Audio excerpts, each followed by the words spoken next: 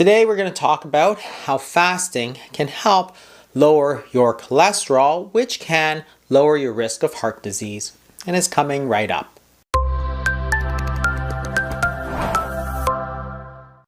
Cardiovascular disease, like heart attacks and strokes, have lots of different reversible risk factors, such as being overweight, having high blood pressure, and diabetes. Fasting can help with all of these, but in addition to that, it can also lower your cholesterol, which is also a risk factor.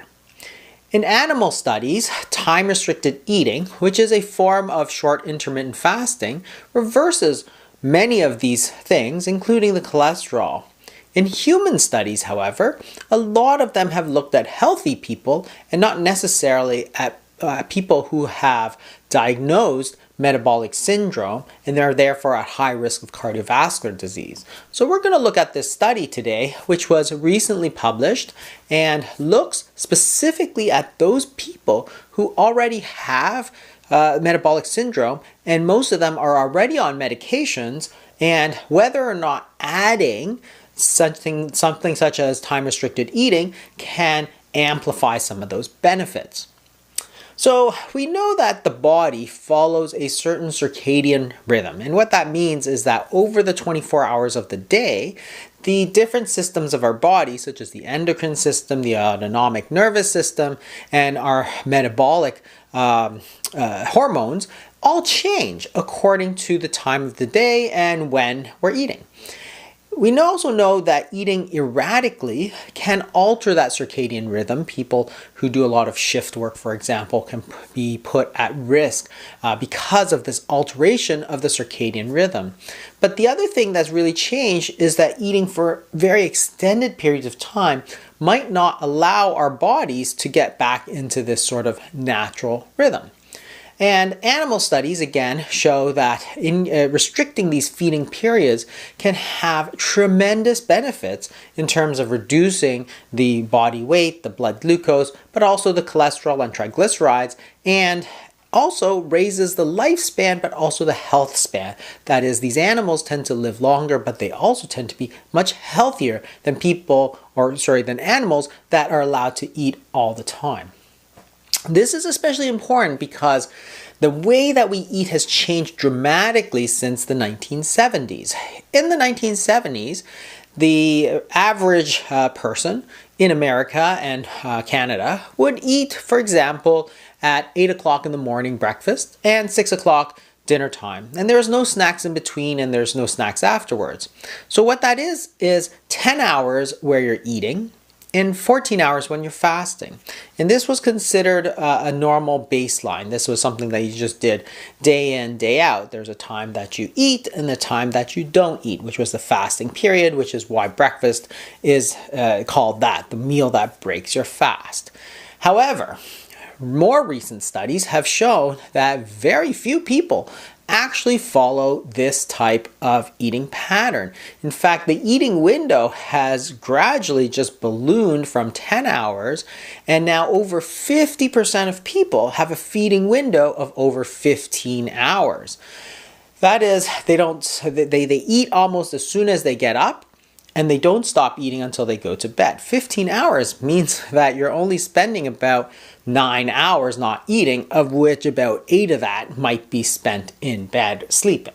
So this is a dramatic change from the 1970s to today because we believe that eating small meals constantly, we believe that eating grazing, for example, is very healthy for us. But I'm not sure that's true, and this is a study that looks at that exact question.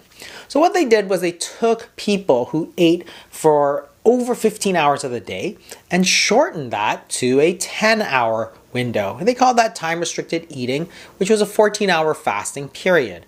And they did that by delaying the time that you ate in the morning and sort of advancing the time that you ate at night. So eating a later breakfast and eating an earlier dinner, so you shrink the window, but not by necessarily skipping meals. The other thing they did was try to increase the regularity of the meals so that you ate at a specific time in the day. In essence, what they're trying to do is go back to that 1970s eating pattern.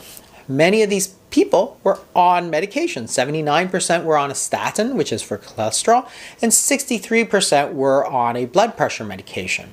And in this figure, it shows you exactly how they did it. These are individual participants, and you can see in the orange their baseline eating habits when they ate, and you can see it's stretched out all throughout the day. And the blue is the eating pattern after they went on the study, and you can see that it's very much more consolidated. And what effect did that have on their metabolic parameters? There was no specific recommendation to decrease calories, but nevertheless, by simply consolidating your eating periods, the number of calories also dropped. It dropped by 8.6%, and anytime you can eat less by doing a simple intervention, you're probably going to end up a winner. And by doing this, they found several things. First of all, weight loss averaged 3.3 kilograms over the 3 months of the study.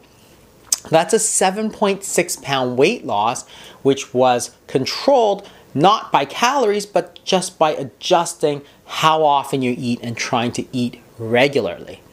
And that weight loss translated into lower body fat and the more dangerous visceral fat by an average of 3%. They decreased their waist circumference, and somewhat of a surprise, they found that people had a significant improvement in restful sleep by 23%. That is, they felt much more rested after getting up in the morning. And that wasn't exactly expected, but if you're eating all the time, perhaps that may throw off the circadian rhythm of your natural hormones, many of them which alter with eating, and therefore perhaps that sleep might be improved by not eating so late at night. And that's a huge, huge thing, because disordered sleep is going to contribute heavily to stress and probably weight as well. So what about cholesterol? The total cholesterol decreased by 7%, and the LDL, which is one of the measures that people often look at in terms of considered high risk, the so-called bad cholesterol, although it's not a very accurate term, decreased by 11%. And this was despite the fact that almost 80% of these people were already on a medication called a statin. The expected decrease of cholesterol from the weight loss alone was only about 3%, so the fasting actually improved their cholesterol much, much more than expected for that weight loss. And this is not the first time that it was shown. Another study by Butani et al.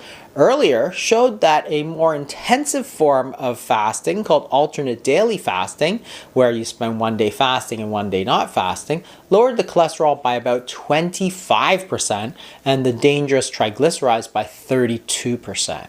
So that's a very significant drop in cholesterol by fasting. And even the less intensive sort of 10-hour time-restricted eating did quite a bit of benefits. Not only that, but the blood pressure, which is a key component of cardiac health, something that doctors measure all the time, dropped by about 4%, which is almost the same effect that you would see if you were taking a blood pressure medication.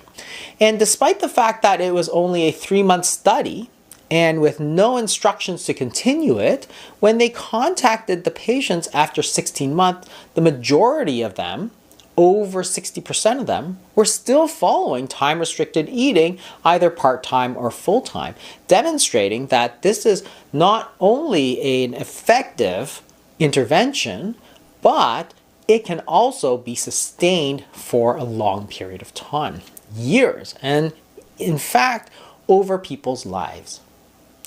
So the important thing to understand here is that there's lots of different ways we can impact our health. But this very simple fix, just by consolidating the meals, can do two things. One, it can allow you to eat less, but it also allows you a framework where you can simply say, well, you know what? It's late. I shouldn't be eating. I won't be eating. So it's a very simple intervention. So really try to consider adding that into your regimen. Thanks for watching, everybody. I hope you learned something. If you did, you might consider having a look at some of these other videos on fasting that hopefully will help you. Share it with a friend maybe, and they may learn something too. Thanks, everybody. I'll see you next week.